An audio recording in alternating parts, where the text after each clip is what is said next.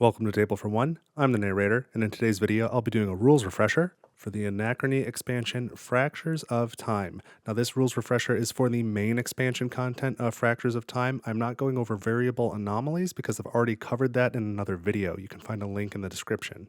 Let's get rolling.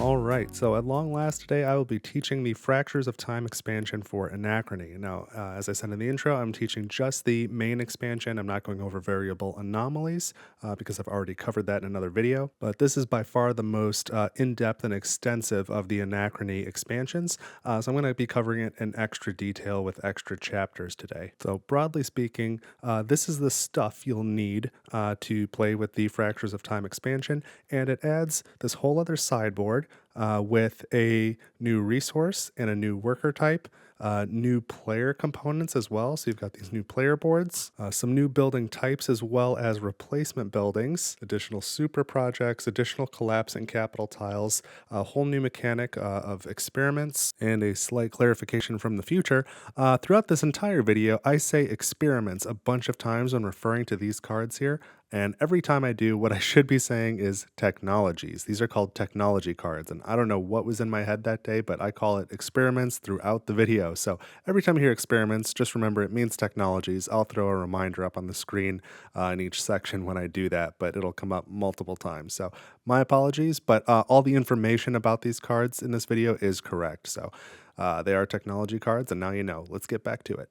Changes to the timeline itself, and then a new action called blinking, which completely changes everything. So we'll go over each of these things in detail, but basically this symbol here is the symbol for content that is from the Fractures of Time expansion. So you can see it on these cards here, on these tiles here. It's on these tiles, it's also on the super projects, on the experiment. So if you see anything with that symbol on it, you're going to want to grab it so we can get this game going. But before I start, I'll talk real briefly about compatibility with other modules. And I've kind of already covered this in all my other Anachrony rules refresher videos for each of the other modules. But Fractures of Time, this main expansion, which I'll just be calling Fractures of Time from now on, you just note that I'm not including the Variable Anomalies. That's sort of its own separate module from this expansion. But Fractures of Time is compatible with all other modules minus the Doomsday module and the Guardians of the Council module, which are both from the classic expansion. And then it is also not compatible with the Chronobot if you're playing solo, but of course it is compatible with Chronosis, and we'll cover that as well. And then if you do go back and watch my rules refreshers videos for the Doomsday module and the Guardians of the Council module, which are the two big modules that are not compatible with this, I do talk a little bit, just theoretically, about how you can house rule combining them with Fractures of Time if that's something you want to do, although it's not officially supported. So I'm not going to talk specifically about setup, which is what I would normally do next. Instead, I'm just going to have a chapter for each of the individual sort of parts of this Fractures of Time expansion, and in each of those parts, I'll mention setup or any other relevant details. And each of those chapters, when I go over these components, I'll try and start with the things that are most intuitive and most familiar from your previous playthroughs of Anachrony, and then it'll get less and less familiar as we go with some of the most complex stuff then at the end. And then after I've gone through all that, I'll talk about the Path of Unity. I'll have a channel for the new, or a chapter for the new path. And then after that, I will talk about the solo mode. So that's sort of the format of this video. You can jump to a specific chapter if you like, but let's get into it. All right, so the first very simple thing to go over are these new super projects. So there are actually 5 new super projects with this expansion. Blink Stabilizer, Fracture Duplicator, Fracture Inverter, Amathenia Technology Center, and Far-Flung Plantations. This last one here, Flux Exposure Conditioning, is a promo tile. So you may or may not have that promo set, but if you do, this super project is only compatible with this Fractures of Time expansion, so now would be the time to include it. So you can take a look in the appendix of the rulebook on what each of these do. I think the iconography is pretty good, but at this point when you're setting up the game, you choose, do you want to play with any of these, all of them, none of them, some of them, and then you can mix them into your other super projects that you're playing with for this game and place them over the timeline as usual. So you can choose to include these or not, but this during setup would be the time to decide that. Now, one other note on super projects. This one's a little unfortunate. It won't affect you if you're not as detail oriented and maybe anal retentive as I am, but this is one of the standard super projects from the base game. This is Grand Reservoir, and you'll notice if I flip it back over, there's this like overlapping triangle symbol for super projects. The one on top is pointing up. The triangle is pointing up. So you can see on all of these the new super projects. The triangle is pointing up on all of them. On at least on mine, on these three. That's face up. On these three, that is face down. So these three are printed upside down. So I mentioned that because when I put my super projects away, I do it in this fashion. So they're all face up the same way. And then when I play the game, I shuffle them like so. And now if I were to place them out on the timeline, the ones that are face down, I know, are from fractures of time. So they're not all the same. So if you store and shuffle your super projects that same way, I can see this one here and this one here and this one here from fractures of time. So that gives me information that other people at the table might not have. So your two options are either store them this way, so shuffle them up, so that way you can't tell the difference, and just it's not a big deal that when you play, as you're revealing the super projects, occasionally one of them or more may be upside down when you flip it over, and then you just flip it, like not a big deal, right? But at least that way you're not privy to information that other people don't have. The other thing you can do is just keep them all mixed up and topsy-turvy like, so you don't know which ones are upside down and which ones are right side up. And I bet a lot of people store them that way, and then you just have no idea. This one is pointing up, and that's face up. This one's pointing down. Oh, but that one was correct. This one's pointing down, but that's upside down. So you could just keep them totally mixed up like that too, and that would be fine, but just something to be aware of. It's a little unfortunate that a few of them got printed upside down like that. I don't know if that's everybody's copy or just mine. Probably not just mine, though, if I had to guess. So be aware of that to not have any secret information in the game and unbalance it that way.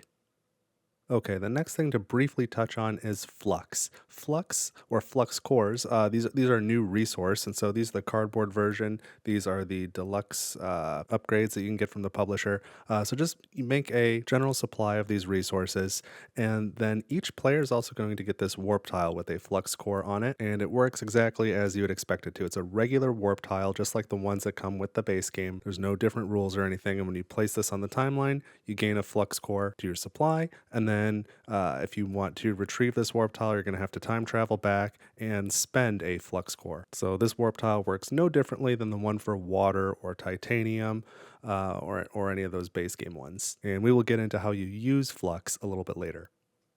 Now, this is also the time to mention there is a new worker type, the operator. There's a whole chapter on the operators, but during setup, if you are playing as any of the original 4 paths, so I've got like the path of harmony here, when you look at your starting resources, gain 1 less energy core, but then gain 1 flux core and 1 operator in your tired column. So I'll repeat that. Gain 1 less energy core, but then gain 1 flux core and 1 operator to your tired column. And that only applies to the paths of harmony, dominance, progress, and salvation. If you are playing with the new path of unity, just follow exactly what it says on your setup card. Do not deviate from it. So again, I will talk more about the use of flux cores and operators and the path of unity in various parts of this video with their own chapters.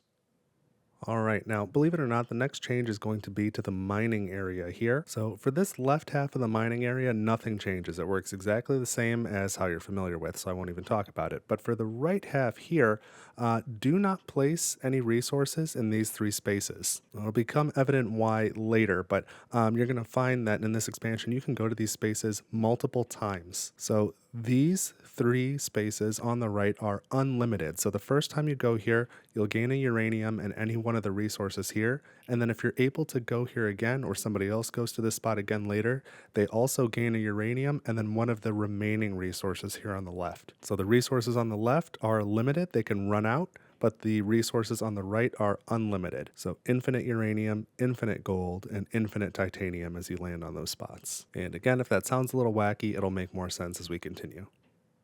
All right, so the next thing to talk about is a new post-impact change. So in addition to all of the things you would normally do when impact occurs, you're going to place the collapsing capital tiles from the base game on all the collapsing capital tile spaces. If you are playing on the 4-player side of the board, then you'll have 3 more of them down here on those additional slots. And you're going to place them all face down, as you can see here, so you don't know what they are. Then there are 3 for each of these basic actions. Additional collapsing capital tile spots with the fractures of time symbol on it. So you're going to take all 9 of these and shuffle them up, and then in a 2-player game you're going to draw 2 of them. In a 3-player game you'll draw 3, and in a 4-player game you will draw 4. And of course, if you're playing solo, that's considered a 2-player game. So let's say right now we're set up for a 3-player game. I'm going to draw now 3 of these. 1, 2, 3. Now they all happened to be different types, different actions, but you could have multiples of the same action. Now, in the unlikely event you are playing a 3-player game and you draw 3 of the same, obviously you don't have room to place them all. I would just discard 1 and draw 1 new one. So let's say for argument's sake that I drew like this. You would place these new tiles face up on top of the previously placed collapsing capital tiles, starting at the top of each row, like so. Then, any of the original collapsing capital tiles that are still uncovered, you flip them over to their face upside. At this point, these all work like normal collapsing capital tiles. Obviously, the new ones have new bonuses, that have to generally do with the new content from Fractures of Time, but they play as you would expect them to. So anytime a exosuit is placed on one of these face-up tiles, gain the bonus immediately, and then anytime an exosuit leaves one of these tiles, which is not limited to the cleanup phase anymore. Again, you'll see how this might come into play, but as soon as an exosuit leaves one of these tiles, you flip it over to its collapsing side. Now, if it's one of the ones that is double stacked, instead you take this one away and just discard it, and then the one that's under it, you now flip it face up, reveal what that bonus is, and that hex is still available to visit and gain a bonus, and then when a suit leaves that space, it'll collapse permanently at that point. All right, the next thing to take a look at is new buildings. And so I know this layout looks crazy, but I promise it'll make sense. So let's start with this section here over on the left, this big section here. So the top row of these factories, this is factory 215, and this is the new factory 215B. These are existing life support buildings, and these are new life support buildings. So, the original's on the top, and then B on the bottom for numbers 301, 302, 303, 304, 313, and 314. And then we have Lab 403 and the new Lab 403B. So you want to take all these originals out of the building stacks and remove them and replace them with the buildings on these bottom rows here, all these new buildings. So it's a little bit of a pain, but the good news is all of these buildings here, and again, these are the ones, these new ones that have like 301B, all these ones labeled with a B and the Fractures of Time symbol, you can leave these in your building stacks permanently. These are compatible with all modules. These are really balance tweaks. Then we've got these buildings here. These are the ones ending in 16 and 17. So 116 and 17, 216, 217, 316, 317, 416, 417. These are not replacements. These are just additional buildings. Now these are only compatible with Fractures of Time. So you want to add these to the building stacks as well, shuffle them in, and then build your building stacks like normal. And then this final row here, these are the 18s. So 118, 218, 318, and 418. This is sort of a new mechanic. These are called interlocking buildings. I'll talk about them specifically in the next chapter, but these, much like these tiles and much like neutronide buildings from the Future Imperfect expansion, you can choose to leave these in all the time if you want. They're compatible with all expansions and all Anachrony content. So it's just these 8 buildings here that are fractures of time specific, and you do want to add them in, but you should also add in these and make all of these replacements when playing fractures of time. All right, so these last four buildings, there's one of each type in the 18 series. These are interlocking buildings, and they have some special mechanics to them. So you can see each of these has arrows pointing in different directions off of it. When you build, we'll just take this first example. When you build this 118 interlocking power plant, if you already have a building or a super project that one of these arrows or one or more of those arrows is pointing to, immediately gain the benefit on this tile. So let's just say for a moment that I already had this factory here, factory 217, and then I build this interlocking power plant right here. At the moment I build this, this says because there's a building here, I can remove a warp tile from the timeline. I can do that immediately when I build this building because there's already a building or super project here. Now, this is not triggered by anomalies. Anomalies cannot trigger this. So when you build the interlocking building, gain all of the bonuses for any of the arrows at the time you build it. But then later, if we've got this same setup, if later I build this building here, I have now completed this arrow. So at the time I build this building, I now get this bonus, which in this case is I can time travel back up to 4 eras and gain 1 victory point. Now this other arrow on this particular one lets you time travel back up to 4 eras. It's pointing left. I will never be able to trigger that because I'll never be able to put a building or super project to the left here. But if I were to build this one first and then build here, now I would trigger that.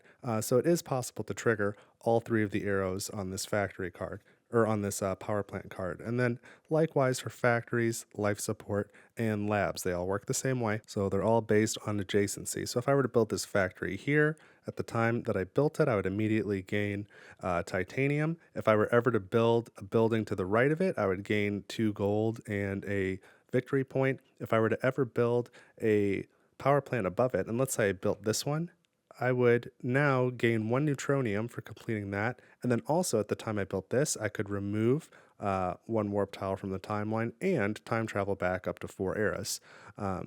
So you can have multiple of these interlocking buildings triggering each other, which is pretty cool.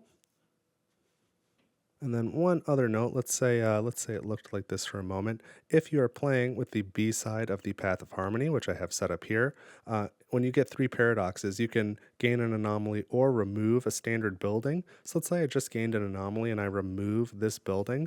If I now build another building here later, I can trigger this for the second time. So you can trigger the interlocking buildings multiple times that way, and that really is sort of an edge case for Path of Harmony B-side, but that is allowed. And again, these arrows are all triggered by other buildings or super projects. They are not triggered by anomalies.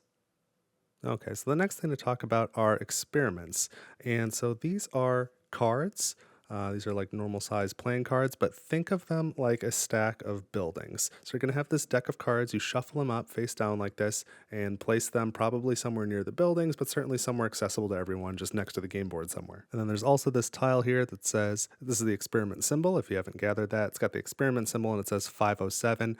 Just place that somewhere nearby. You may or may not need it. So when you play the game, you can then flip this face up like so. And then you will have a primary stack and a secondary stack, just like buildings. And so you can acquire experiments, and we'll talk about where you do that later, but there's no limit to the number of experiments you can have. And the way these cards work is they give you some sort of action or benefit or bonus of some kind in the main section, and then the bottom section is an additional scoring criteria that only applies to you. So if we look at this one, for example, this says one time, during a construct action, you can build a super project, but build the super project off your board, and you can do so at a 1 breakthrough discount. So that's pretty amazing. So just have 1 extra super project that's not even on your board, and then at the end of the game, for each super project you have, you gain 2 victory points. So there's going to be a bunch of cards like this. Some of them, such as this one, will have an additional cost in the top right corner. You must pay that in order to take the card. If you can't pay it, you can't take it. All of these have like a standard cost, but just you'll notice a couple in the top right do have additional costs. We'll talk more later about where you gain these. And then card 507 here is associated with this tile. This one doesn't have any bonus scoring at the end, but this is an exosuit bay extension. So if you gain this experiment, you take this tile, and on the back side is another exosuit space that does not get blocked off post-impact, and you can build an exosuit there for 2 water. So that's what this tile is for. That is pretty cool. And as I said, we'll talk more about how you gain experiments later, but if you want to jump to that, it's going to be in the section called the Valley. All right, so the next thing to talk about is the timeline and era 0. So normally when you're getting your game set up, your timeline is going to look something like this, with the super project above era 1 and era 2 revealed, and then your building stacks, you're going to have one tile here in the secondary stack. And if you're playing with variable anomalies, you'll start a secondary stack for that one as well. So these secondary stacks all have exactly one tile, but not so when playing with fractures of time. So when playing with fractures of time, you're also going to add the experiments, as I've already talked about, start a secondary stack for those as well. But the timeline's not going to look like this. You're going to remove one era from the end of the timeline and one era from the beginning of the timeline, like so. And you are going to add an era 0 right here, which is this different color. So this is era 0, and you'll reveal, you will have your building set up like this, with one building in the secondary stack, one experiment now in the secondary stack, and the super project revealed above era 0 and era 1. Now era 0 only has one phase, and that is the warp phase. So all players will simultaneously reveal the warp tokens that they want to use, and then starting with the first player, place them on the timeline. The placement doesn't really matter on this one. So let's say we just want to place this one and gain our Flux Core. So we go ahead and do that. Now, when we proceed to era 1, because that was era 0, now we go to era 1 after that warp phase, and we do a complete preparation phase.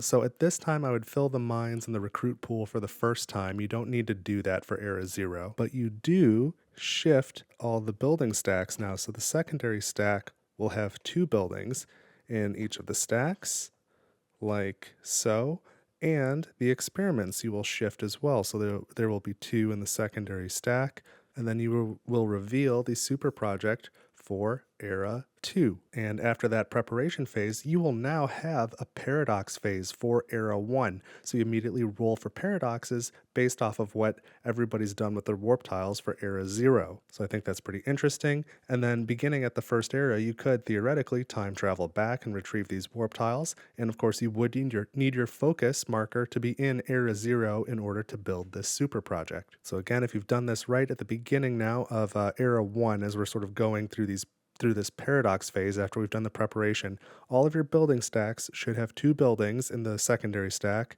Same thing for your experiment cards. You should have 2 in the secondary stack, and you should have revealed 3 super projects, 1 in era 0, 1 in era 1, and 1 in era 2. Now, a couple other notes. You can, of course, play with the alternate timeline for fractures of time. That is totally acceptable, but I just want to point out era 0 does not have an alternate timeline side. There is only a basic side. There are no bonuses or rewards for era 0. So just place that there. And then, of course, the timeline may look like it's shorter, and that might lead to a shorter game with only 5 standard eras. But each of those eras, you'll be able to take more action. So the game will not actually be substantially shorter and may, in fact, be longer. All right, so the next thing to go over are these new worker types, the operators. So I'm going to talk about how mostly they function in this section of the video, but I'll talk about where you can acquire operators in the section The Valley, and then I'll have more detail about some of their benefits in the sections on blinking and the fracture device. But for most of the game's actions, think of the operator as like a diet genius. So like a genius, an operator can be used in place of a scientist, an engineer, or an admin. But unlike a genius, the operator does not gain any bonuses associated with that worker type. So an operator could, for example, go here and take a research action like a scientist.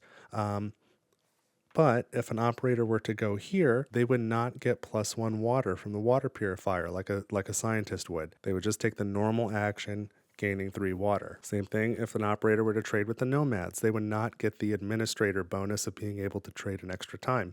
An operator going to the recruit section would only be able to recruit scientists, engineers, and admins, not geniuses. Operators doing the construct action have to pay full cost. They do not get the one titanium discount. And operators going to the mines would not come back motivated like an engineer. So, strictly in this sense, they have the flexibility of a genius, but are a little bit weaker. But it is important to note a genius cannot take the place of an operator, and an operator cannot take the place of a genius. So, you may be familiar with some actions in the game that are exclusive to geniuses. There will be some in Fractures of Time that are exclusive to operators, and geniuses cannot take those spaces. But then, operators do have some other benefits to them that, again, we'll get into when we talk about blinking and the fracture device.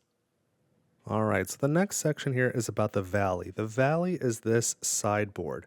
So this has a lot of neat stuff, but this is where we're going to really be interacting with operators and flux cores for the first time. So this is a two-sided sideboard. This side is for 2 to 3 players. The other side is for 4 players. I'll show it before we're done with this section. But do note that if you're playing with 2 players, you are required to cover up this spot here.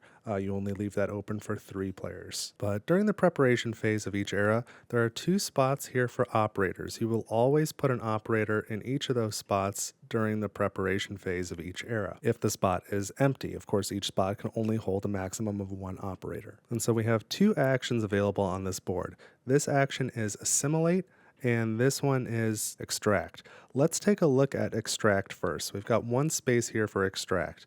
When you come here, you choose. You may either gain 2 flux cores or gain 2 energy cores. And then there are some restrictions and bonuses. So an admin may never take this action. A scientist, when taking this action, additionally gains 1 flux core, and that's regardless of which action they took. So if you send a scientist here, you can gain 2 flux cores plus 1 flux core, or 2 energy cores plus 1 flux core. And then if you send an engineer, you gain instead 1 bonus energy core, again, regardless of which action you take.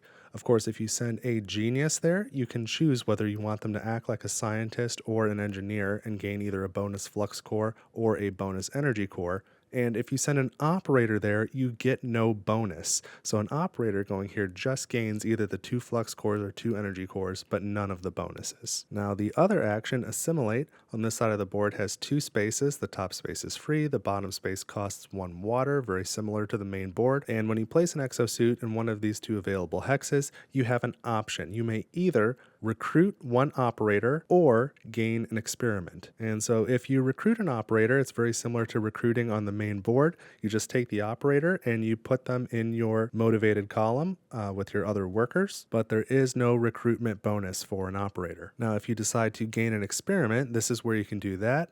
On either of these hexes, you may instead choose to spend any combination of 2 uranium and or gold. So 2 uranium, 2 gold, or 1 of each, and gain an experiment. And so again, experiments are like buildings. You have a primary stack and a secondary stack. You may choose whichever one of those off the top that you want, but note that some experiments, again, do have an additional cost. So you would have to spend your 2 resources, and this one would cost an additional 2 water. If you cannot afford the additional cost, you cannot gain the experiment. Now, importantly, engineers may not go to either of these hexes, as engineers may not take the assimilate action. And admin, when taking either of these actions, either when recruiting an operator or gaining an experiment, also gains 1 flux core. Whereas a scientist, this only applies to the experiment action. When a scientist comes to one of these hexes and does the experiment action, they get a 1 uranium/gold discount. So this base cost for the experiment is either 1 uranium or 1 gold. And again, if you send a genius to either of these spots, you can choose to treat them as either a scientist or an admin and gain the associated bonus.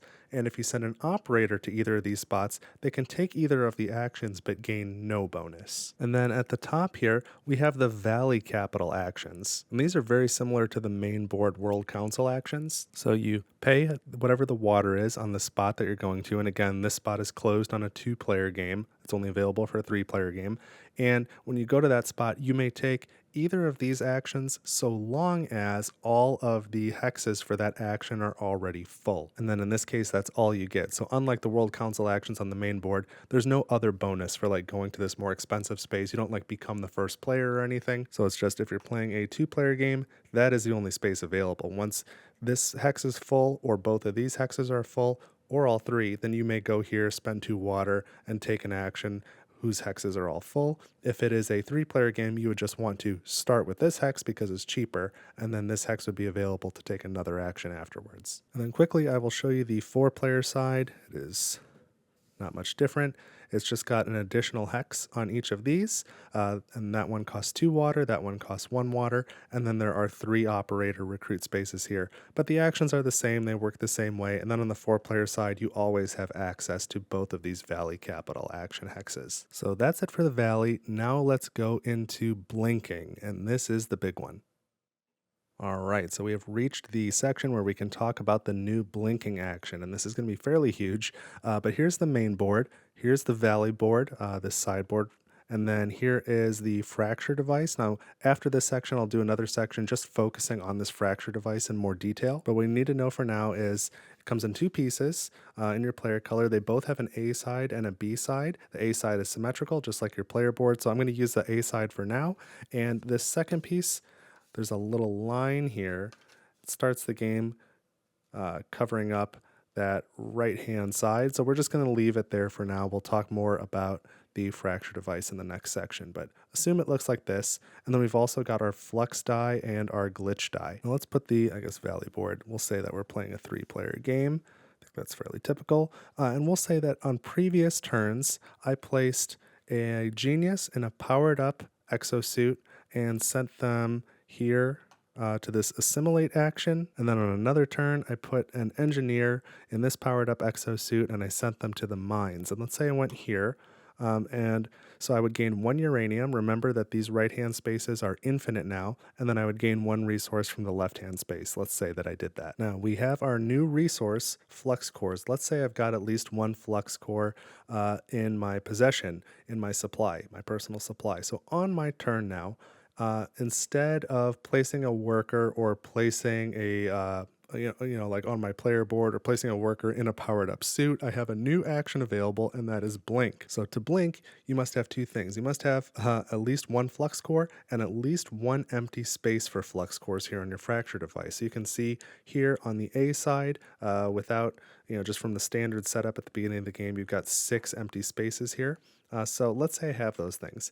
You place the 1 flux core in the leftmost available space on your fracture device. Then the next thing you do are you roll these 2 dice together, your flux die and your glitch die. And yes, the flux die is the one that you use for solo mode. So it's got a 2, 2 3s, 2 4s, and a 5.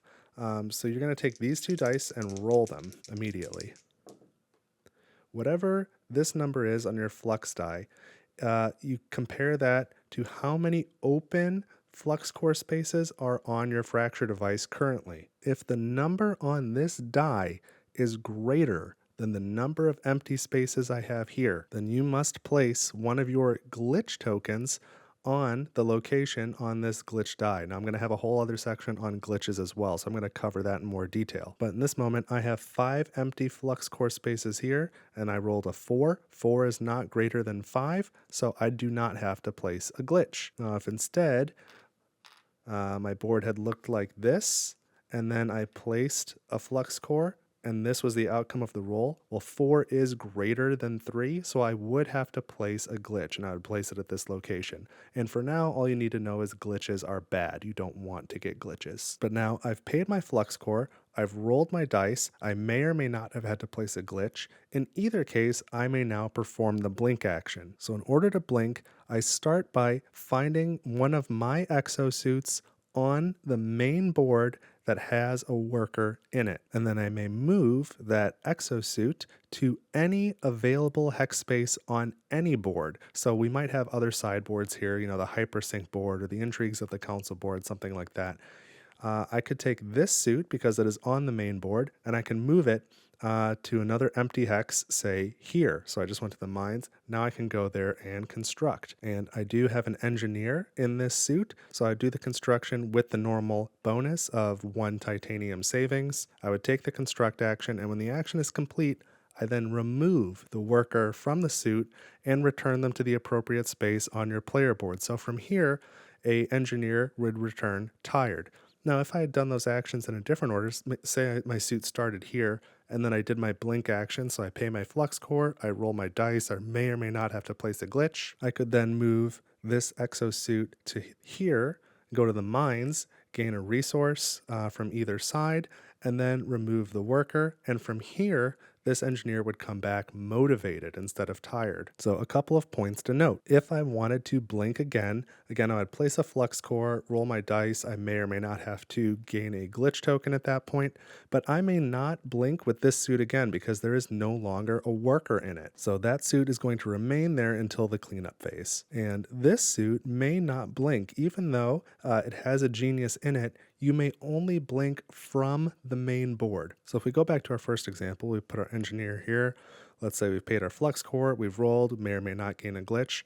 I may blink from here to anywhere else on the main board, including the hex pool spaces, and I may blink to the Valley or any other sideboard, again, such as the Hypersync board or the Pioneers of New Earth board. Now, of course, my engineer cannot actually go to assimilate. They could go here, though, to extract. And so because I've sent an engineer here, they would gain an energy core plus either 2 flux cores or 2 energy cores. That would be my choice. And then I remove the engineer from that suit. So you may blink onto sideboards, but not off of sideboards. And that's what this iconography here on the Valley at the very top is telling you. You may blink onto it, but not off of it. Now, this rule also applies to blinking within the same sideboard. You cannot blink from one space in the Valley to another space in the Valley, and that would apply to all of the sideboards. You can blink onto them, but not off of them or within them. And then another important caveat that I should mention is you cannot blink to the same action you are blinking from. So, for example, if I've got this exosuit here on this mining space, I cannot blink to another mining action. And that same rule would apply to any action on the main board.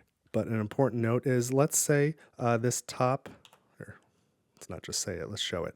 Let's say the top construct action was taken, the bottom construct action was taken, and now I choose to blink. I do this whole process down here, and I choose to blink, say, my genius up to here. I cannot take this action because there is now an empty hex here. So the rules still apply that these World Council action spaces can only replicate the actions of these spaces where all the hexes are full. So by, it may be full now, but by blinking to here, it's no longer full and I can no longer copy that action. A couple other notes about sideboards. If it is post-impact, this evacuation space, this board is considered part of the main board. It is not a sideboard. So if you go here and do your evacuation action, you can then blink off of this space. That is allowed. And lastly, and probably one of the more important notes about blinking, if you are blinking, if I had taken a previous action with an operator, say, and I sent an operator here, I wouldn't get the bonus where they would come back motivated from that spot, but go ahead, send your operator to do the mining action. If I now want to blink on a future turn, I place my flux core, but I skip the step of rolling, so long as I am choosing a suit with operator in it. So when an operator blinks to another spot, you do not need to roll for glitches, but you do still pay the flux core. All the rules about where you can and can't blink still apply. And then after you take your action, you still remove the operator from the suit and return it to your player board. But that is one of the benefits of operators. And again, geniuses cannot be operators and operators cannot be geniuses. So that benefit only applies to operators, not to geniuses. So you can avoid glitches by using operators to blink. So that is blinking in a nutshell. And now I will move on to glitches. Okay, so in this section, now we'll talk about glitches. And so at the start of the game, each player gains these 8 glitch tokens in their own player color.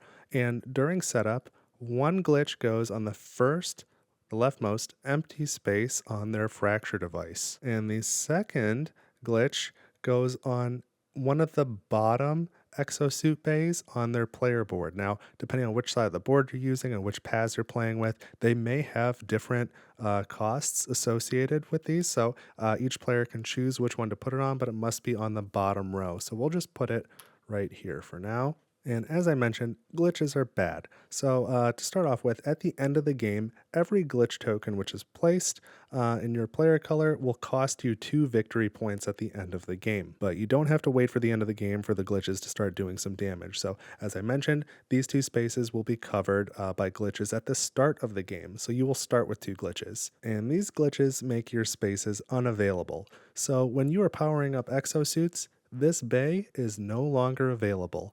When you want to use your fracture device, you may not place a flux token in this space, and when you are rolling the flux die, it is not considered empty because there's something there. So if I were to roll a 5, if I were blinking, then this would give me a glitch. Whereas if that glitch were not there, rolling a 5 would not be greater than these 5 empty spaces, so I'd be safe. So it does count as an occupied space. So when you're placing a glitch, it's because you have rolled this flux die and the number on it displayed on the die is greater than the total number of empty flux core spaces on your fracture device here. And so if that is the case, you've also rolled this glitch die and you must now add a glitch to whatever location is signified by this die. So let's go through those one by one. So the first one here shows an outline of a flux core. So if you roll that and you need to place a glitch, you take one of these glitch tokens and place it on the next leftmost available space on your fracture device. And so of course that's 2 negative victory points at the end of the game if it's still there, but it's also increasing your likelihood of gaining more glitches and limiting your ability to take blink actions or to score from things like this this scoring condition here, which gives you 3 victory points if you have the most flux tokens on your fracture device. That's blocking you from putting flux tokens there, so it's making it harder to compete in that territory. The next space on this die is one of your exosuit bays. So of course we've got one there. So if you roll this and you need to place a glitch token, choose one of your available exosuit bays and place the token there. Now, if it's pre-impact, you may choose to place that token on a space that will be destroyed by the impact. If that happens, once impact occurs, you still block out that space and just place the glitch token on top of it. So the glitch token's not really having as much of an effect now, but it still is 2 negative victory points at the end of the game. Now, if you gain a glitch token and it is post-impact, you may not place the token on that space. You have to choose one of the available usable bays at that time. Now, if it wasn't obvious, on this fracture device, you may only have one glitch per available empty flux core space, and you may only have one glitch per exosuit bay. You can't put 2 on the same bay. 1 per bay max. The next place that you might roll is your time travel track. So you may at max have 1 glitch token on your time travel track. So if you roll there, just place the glitch token right in front of your marker. And now you can still take time travel actions using your your power plants or other means, and you can retrieve your warp tokens like normal. But when you do so, you do not advance this track. The track can no longer advance unless and until that glitch token is removed, and then it can advance like normal again. And so, I've mentioned a couple times that you can remove glitch tokens. We'll talk about that in the next section when we're talking about the fracture device. But the next thing you might roll is endgame scoring conditions. And so if you roll this, you'll notice that symbol is on there twice. You place 1 glitch on 2 different endgame scoring conditions of your choice. So maybe it's this one and this one. And so now when these endgame scoring conditions are being evaluated, the ones with your glitch tokens on them are evaluated as if you had not played the game. So if you had the most experiments, if you had 4 and the next most was another player who had 3, the player who had 3, and maybe there's multiples, maybe they're tied, they would gain 3 victory points each because you were just not evaluated at all. It's as if you had not played for that goal only. Now, each endgame condition may only hold 1 of your glitches max, and if you've already got, say, 4 of them, and you roll this, you place as many as possible then. So you just place the 1 if you can, and you're not going to be scoring for those at that point, I guess. The next thing that you might roll is the paradox symbol. So you would place a glitch token on an open paradox space. Let's get a couple paradox tokens out here, for example. So if we placed 1 glitch token, it would go right there. Now I only have one more available space. So if I were to gain one more paradox token, at this point I would gain an anomaly because this glitch makes it as if that third space isn't there. Now, if it looked like this, and now I rolled a glitch for that paradox space and I had to place it, I would immediately gain an anomaly now and then clear my paradox tokens. So this area, this paradox token area, may hold a maximum of 2 glitch tokens, which would mean every time you gain a paradox token, you would gain an anomaly. And the last face on this die has the building symbol. So you would have to place 1 glitch token on any building or super project of your choice, but it must be one that either has a worker space or a free action space. So I could choose this factory or this power plant, but not this factory or this life support or this super project, because none of those have a worker space or free action space. Now let's say for a moment that I had an engineer here, and that is the building that I chose. Let's say I picked that one, so I put a glitch token there. As long as that glitch token is there, you ignore that building for all game purposes minus endgame scoring. So you can no longer use that building. You can no longer retrieve workers from that building. So this engineer would be stuck when we got to the cleanup phase. I would not be able to get them back. The B side of the Path of Harmony, when you gain an anomaly, you can choose to remove a building. You would have to ignore any buildings that have a glitch token on them. So as long as there's more than one valid place you could place it, you get to choose which of the valid places to place the glitch. And then at the end of the game, if this was still there, I would still gain the 3 victory points for the building. That part would not be negated. Now, if you already, say we were in this position and then I rolled this paradox one again, but this space can only hold a maximum of 2 glitch tokens.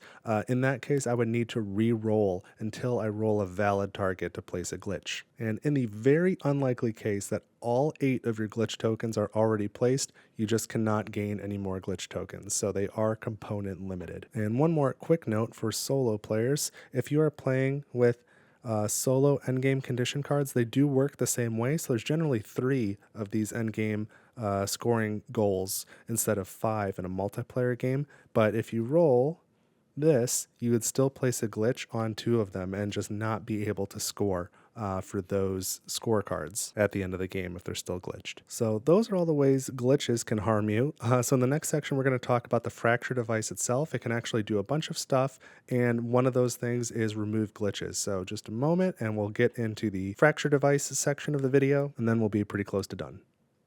All right, so this is your fracture device. Again, both of these have an A side and a B side. The A sides are symmetrical, the B sides are not. So we'll start with the symmetrical side and I'll show you the asymmetrical sides at the end.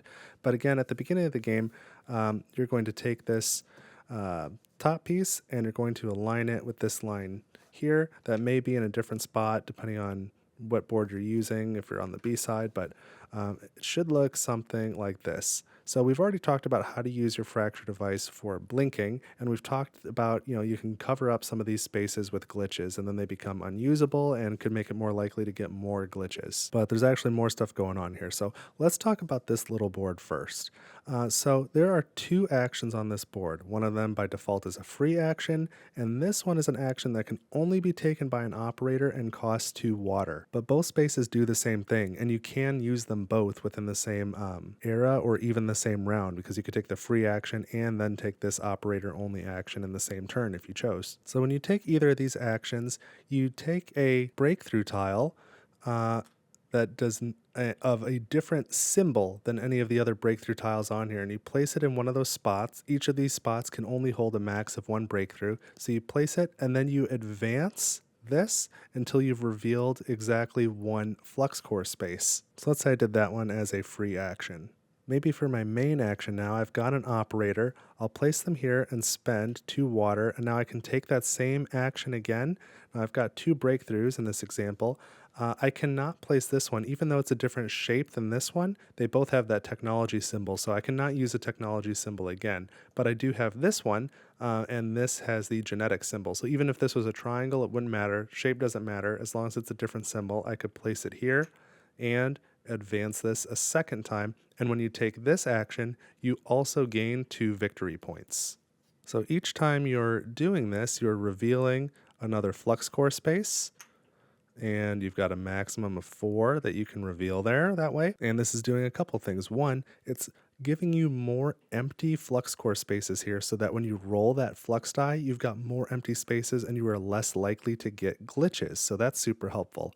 Also, at the end of the game, you can see at the bottom here, depending on how many of these have been revealed, you gain victory points. You can gain 1, 3, 5, or 7 victory points, depending on how many times you've advanced this track. Now, on that note, as far as scoring goes, these breakthrough tiles are all considered spent. So while you do get these victory points, you do not get any victory points for these breakthrough tiles. They are gone. They are not in your possession anymore. You do not score for them. Also, once your fracture device is fully upgraded, you can no longer use this action and send an operator here and spend 2 water to gain 2 victory points. This action becomes closed at that point. If you cannot take the breakthrough action, you cannot gain the victory points. So that's how you upgrade your fracture device and some of the benefits that come with it, but that is not the only thing your fracture device does. You've got a few other actions available to you. So here you've got the blink action. We've already talked about that in detail, but there's 2 other worker spaces here and then another action here as well. So let's talk about this one first. This one is an operator only action. And so let's say I've used my fracture device a couple times and I've got some flux cores on it, and maybe I've even still got that. Maybe I've got a glitch on there too. Let's add a glitch just for demonstration purposes.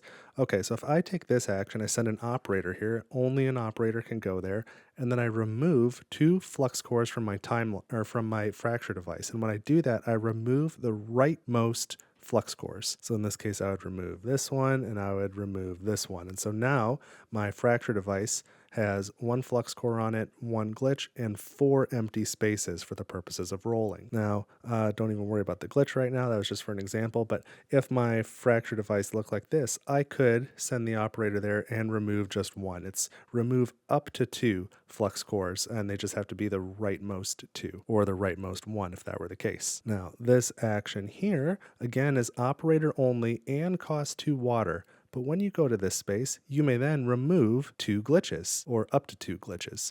So you can remove those 2 glitches from anywhere, any of the valid glitch locations. And that's it. That's a pretty good day. So super simple. That's a nice action.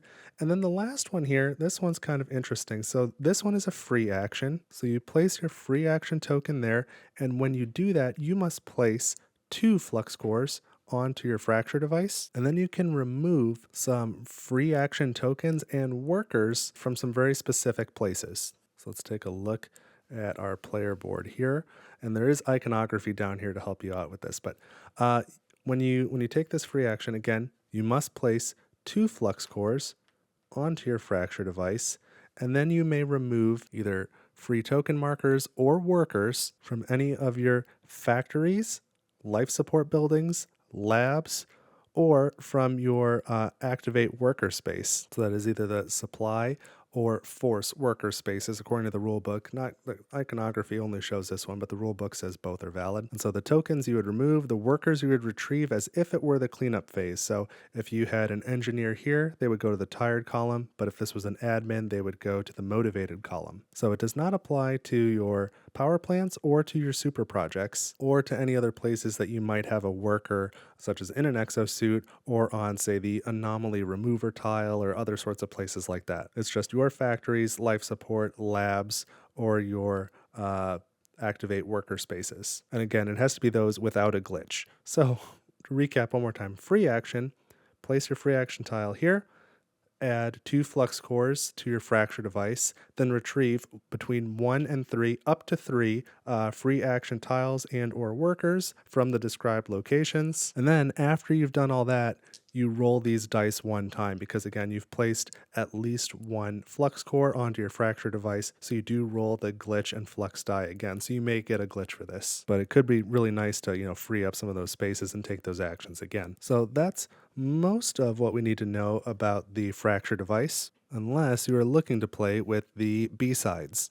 So here's the A side with the Path of Harmony. I'll show you the B sides now. So first there's the number of flux core spaces both on the left and right of the fracture device. So by default it's 6 and 4, but then we have here 6 and 4, 7 and 3, 6 and 4, and 5 and 5. And so accordingly, the B side of this upgrade space for the Path of Progress can only hold up to 3 breakthroughs, whereas the Path of Unity here can hold up to 5 breakthroughs. And that affects, your scoring prospects as well. Let's flip this one over now. I think you're familiar with it, to the B side as well. This one is 5 and 4.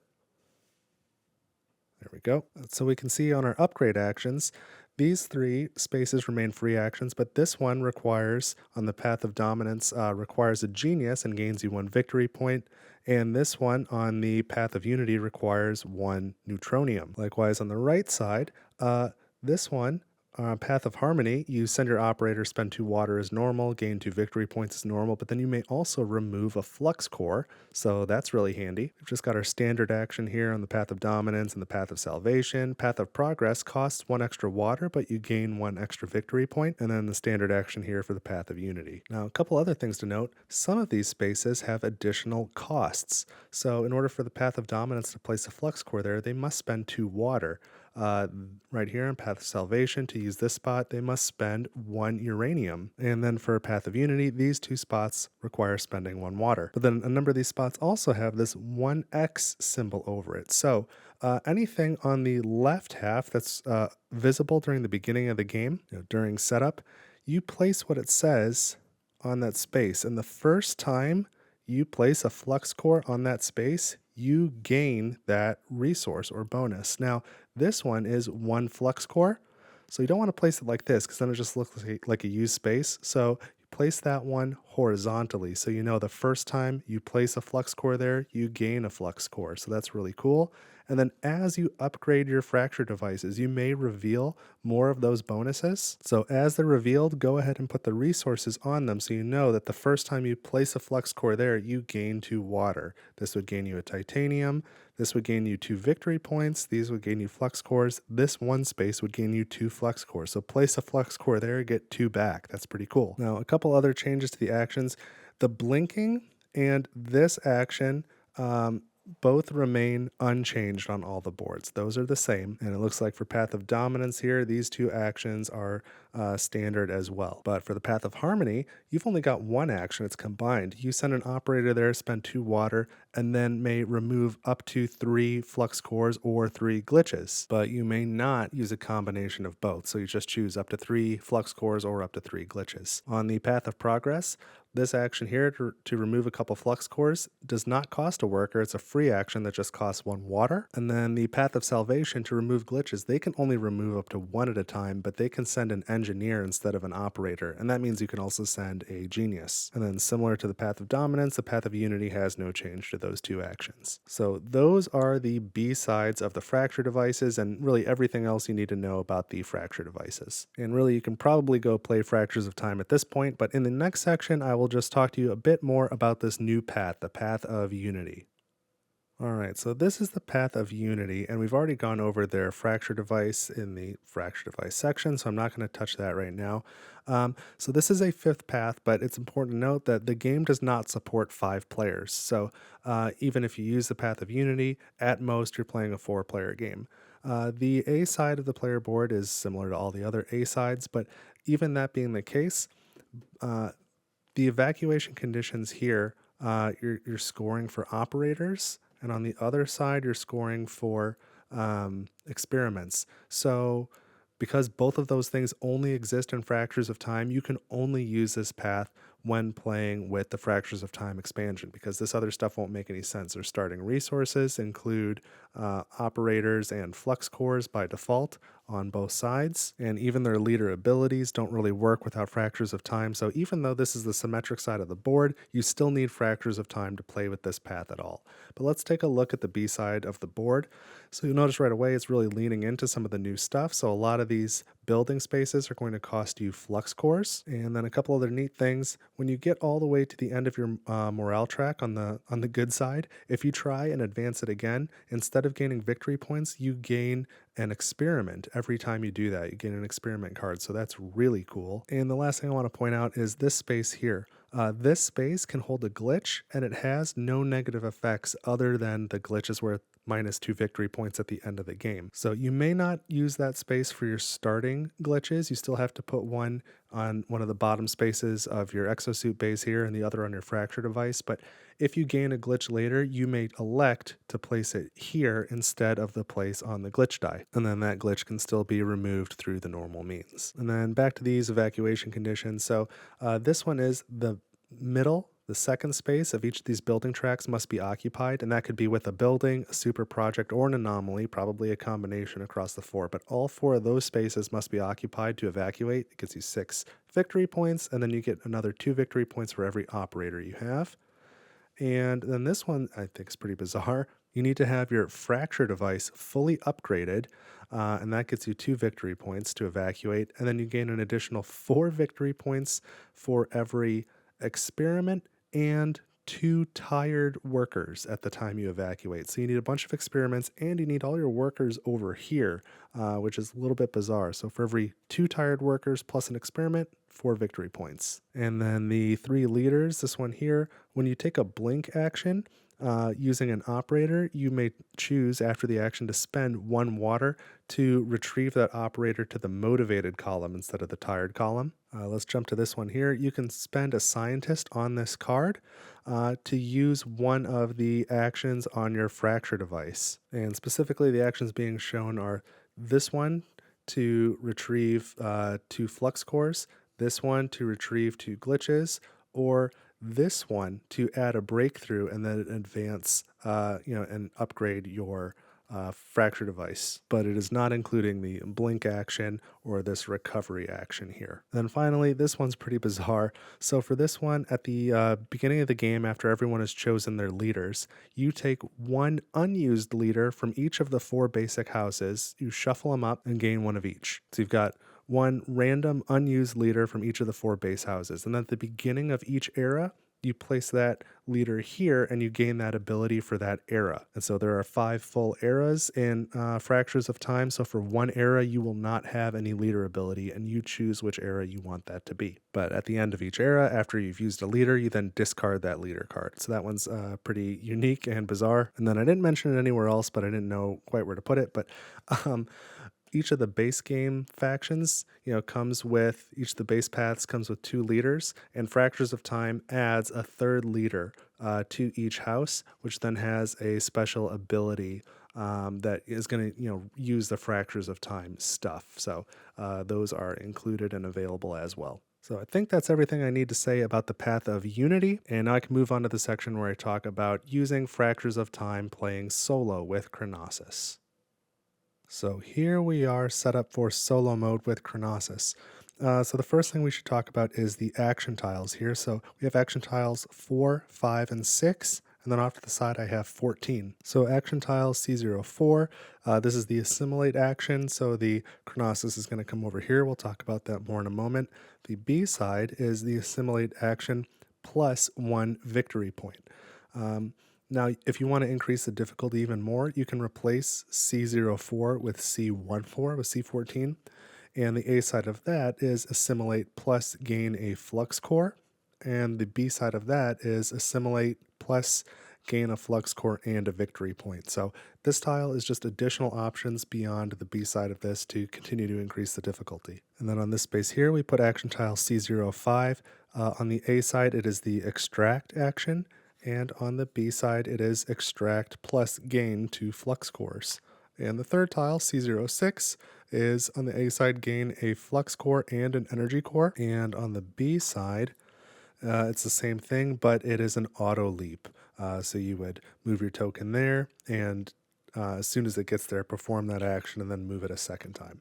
So that's what's on the action tiles. Now, as normal at the start of the game, you're going to take 5 energy cores and 5 exhausted energy cores and put these in a bag so that they can be randomly drawn. And again, these are 3D printed replacements from my Etsy store. They're not for sale at time of recording, but they will be eventually. So you can check a link in the description to head over to that Etsy store because these will be available along with some flux cores for just this purpose and some nice draw bags as well. But these all go in a bag. Likewise, here's the cardboard tokens that come with the game.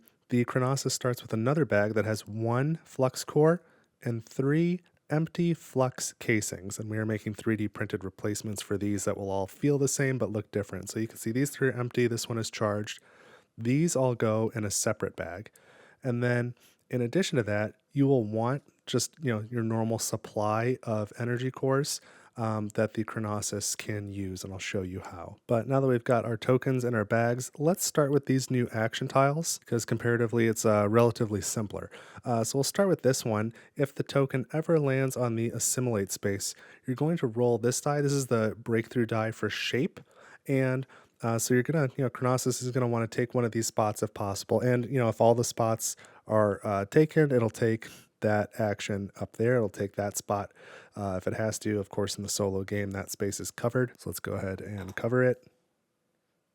And so you roll this die, and if you roll a circle, Chronosis will take an operator and gain a flux core. So a circle is, kind of like a recruit, like pretend it's an admin. So it'll take an operator, it will take a flux core, and operators for Chronosis are just wilds. So you place it in the topmost empty worker space, and it still counts for this, 5 VP if all 4 of these spaces are filled. So again, circle goes here, recruits an operator, and gains a flux core. If you roll a triangle, Chronosis will take this action. It will gain an experiment, and it will prefer to take it from the secondary stack if one is available. And then finally, if you roll a square, it'll perform whichever one of these actions it has fewer of the associated component of already. So if it has fewer operators than experiment cards, then it'll take an operator. It'll put it in whichever place, and it still gains the flux core like normal. If it has fewer experiments than operators currently, then it will gain an experiment. And if it's tied on those 2 components, if it has the same amount of operators and experiments, it will prefer the operator. And as usual, if it attempts to recruit an operator and there are none there, that's a failed action. It will gain a victory point instead. Now the other tile here is this one, the extract action. And so when that one comes up, then Chronosis will send a suit here, or if that's already taken, it will go up there if possible. And then Chronosis will take both of these actions. So at this time, it will add 2 energy cores into the energy bag and 2 flux cores into the flux bag. And so that's not too difficult to wrap your head around. And then this one here, of course, it just gains 1 of each into each bag, 1 energy core and 1 flux core into the bag. So those are the new action tiles. And so now let's get into the heart of using Chronosis with Fractures of Time, and that is blinking. And the good news is Chronosis does not have to manage glitches or a fracture device or anything like that. So it's a bit simplified. Now, I generally like to use these Guardians of the Council minis for Chronosis. So I'll go ahead and use that now, and I'll show you what I do. So let's say Chronosis takes its first action for the round and it wants to construct, so it goes here. Whenever you place Exosuit on the main board for Chronosis, you need to take an energy core from the supply, not from its bag, but from the supply, and place it with that suit. So I like to just put it next to the suit, but there's lots of other things you could do. You could take like one of its path markers and you can place it, oopsie, I dropped it, in the top of the suit like this. It's hard to see from above, but it sticks out like that. You can choose to do that if you like. You can even do that with a cardboard energy core. If you have some of those, that'll fit just fine like that, just to show that it has a core and you're using the minis. But however you do it, just denote somehow that this suit has an energy core with it. And again, that energy core comes straight from the supply. So now Chronosis can have what's called a blink ready suit. And that's a suit that meets 3 criteria. It's a suit that is on the main board and has an energy core token with it and is not on the same action that is being attempted. So for example, right now, this suit could not blink to this construct action because it's the same action, but it could blink to the mines, to recruit, to research, to the World Council potentially, and it can blink onto this board to take the assimilate or extract actions, or if you've got other sideboards as well, that would all be okay. So we'll say it's Chronosis' turn again now. Chronosis would like to take another action. Let's say it wants to, do this recruit action, right?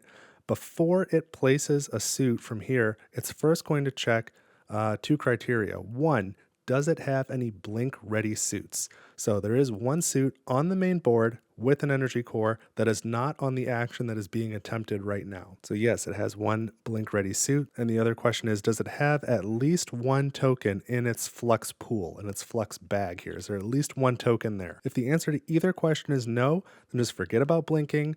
Follow all the normal rules, try and place this suit the normal way, and if you can't, it's the normal, failed action, lose a suit, pass, all that sort of thing still applies. So again, if there is no blink ready suit, or if it has no more tokens in this bag, then just forget blinking as a thing and play a normal turn. But if the answer to both questions is yes, it has a blink ready suit and at least one token in the bag, then the next thing you do is you draw a token out of the bag. If you draw a charged flux core like this, then just discard it back to the regular supply, and Chronosis is going to blink. Now, if you draw instead one of these empty flux casings, then just set it aside so it does not go back in the bag, and Chronosis is deciding not to blink for whatever reason, and then go about resolving that effect as normal using whatever suits are left to Chronosis here. So again, if you draw the empty flux casing, set it aside, it does not go back in the bag, and then resolve the action as if blinking were not a thing. Now, at the end of the era in the cleanup phase,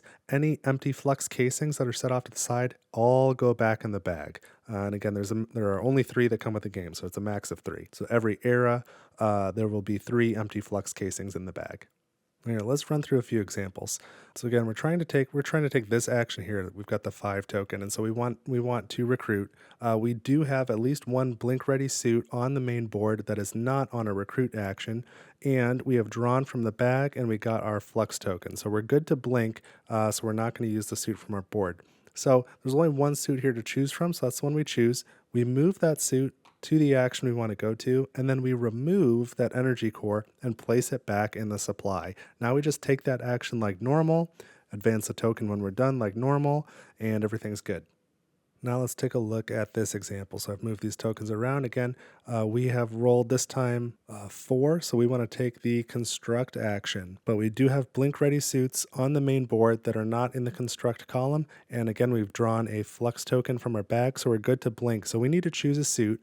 These 2 do not have flux cores. Or do not have energy cores. These 2 do. Those are the blink ready ones. So we need to choose which one of those 2 suits we're going to send for construct. So we take a look at the other 3 tokens on this board, the ones that are not the one that we're trying to resolve. We're trying to resolve 4, and we see if any of them are on any of these other actions. So this one is not an action.